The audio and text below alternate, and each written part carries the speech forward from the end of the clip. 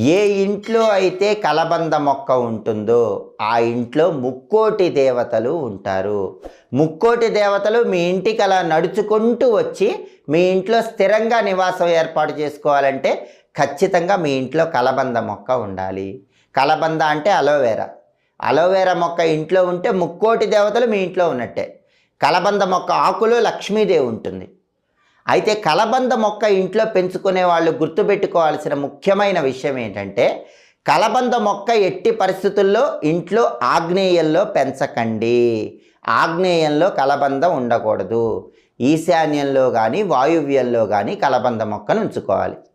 అలాగే కలబంద గుజ్జు తీసి శుక్రవారం పూట శ్రీ మహాలక్ష్మీదేవికి ఆ గుజ్జు నివేదన చేసి ఆ తర్వాత ఆ గుజ్జుని నీళ్లలో కలుపుకొని మీరు స్నానం చేస్తే భయంకరమైనటువంటి దరిద్రాలన్నీ పోతాయి.